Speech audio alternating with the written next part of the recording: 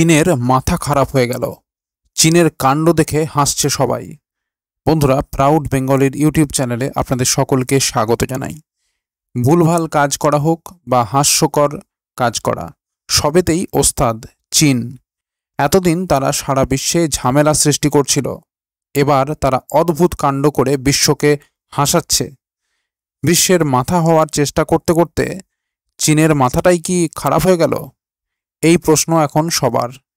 কি ঘটেছে জানাবো আপনাদের বিস্তারিতভাবে। তার আগে ভিডিওটিকে লাইক করে রাখুন এবং চ্যানেলটিকে সাবস্ক্রাইব করে রাখুন এই ধরনের গুরুত্বপূর্ণ খবরাখবর সবার আগে পাওয়ার জন্য।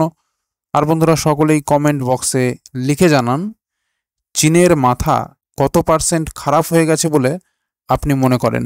লিখে জানান কমেন্ট বক্সে। গোটা বিশ্ব এখন কৃত্রিম বুদ্ধিমত্তা বা আর্টিফিশিয়াল ইন্টেলিজেন্স অর্থাৎ এআই জ্বরে আচ্ছন্ন। এর সূত্রপাত ঘটেছিল চ্যাট জিপিটির আবির্ভাবে। মার্কিন এই সংস্থার তৈরি চ্যাটবট সম্পর্কে এখন সবাই জানে। চ্যাট জিপিটির আবির্ভাবের পরেই বিভিন্ন দেশ ও সংস্থা এই এলএলএম এবং এআই চ্যাটবট বানানোর কাজে ঝাঁপাতে শুরু করে। চীন নিজেকে এগিয়ে রাখার জন্য চ্যাট জিপিটিকে নকল করে কম পয়সায় ডিপসিক নামে এক এআই বানিয়ে ফেলে। প্রথমে তারা দুনিয়াকে চমকে দিয়েছিল, যদিও ডিপসিক হলো অন্যান্য চীনা মালের মতোই সস্তা, তবে নির্ভরযোগ্য নয়।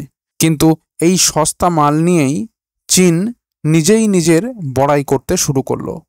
এবার আবার শোনা যাচ্ছে এক অদ্ভুত কথা। চীন নাকি ডিপসিক এলএলএম ব্যবহার করে ষষ্ঠ প্রজন্মের স্টেলথ যুদ্ধ বিমানের ডিজাইন তৈরি করছে। চীনের সেনিয়াং এয়ারক্রাফট ডিজাইন ইনস্টিটিউটের প্রধান ডিজাইনার ওয়াং ইয়ংচিন এই তথ্য বিশ্বকে জানিয়েছেন। তিনি জানিয়েছেন, ডিপসিক শুধুমাত্র স্বয়ংক্রিয়তা নয়, বরং জটিল নকশা ও সিস্টেম ইন্টিগ্রেশনের মতো উচ্চ ঝুঁকিপূর্ণ কাজে সহকারী হিসাবে ব্যবহার হচ্ছে। তিনি এটিকে প্রযুক্তিগত অগ্রগতি বলে প্রচার করছেন। তারা দাবি করছেন যে তারা ডিপসিক ব্যবহার করে J-15 এবং J-35 স্টেলথ প্ল্যাটফর্মের ডিজাইন শুরু করেছেন। ডিপসিকের মতো একটি সস্তা ও মামুলি এলএলএম দিয়ে চীন যে 6th জেন স্টেলথ এয়ারক্রাফটের ডিজাইন করার চিন্তাভাবনা করছে তা সত্যিই সারা বিশ্বের হাসির খোরাক হয়েছে। চীন এভাবে আর কত লোক হাসাবে? তো বন্ধুরা, এই ছিল পুরো খবর। খবরটি যদি ভালো লেগে থাকে তাহলে অবশ্যই লাইক এবং শেয়ার করতে ভুলবেন না।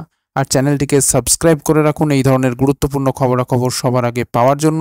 আর বন্ধুরা, সকলেই কমেন্ট বক্সে অবশ্যই লিখে জানান চীনের মাথা কত পার্সেন্ট খারাপ হয়ে গেছে বলে আপনি মনে করেন। লিখে জানান কমেন্ট বক্সে। তো বন্ধুরা, এখনকার মতো এই পর্যন্তই। সবাই ভালো থাকবেন। অসংখ্য ধন্যবাদ।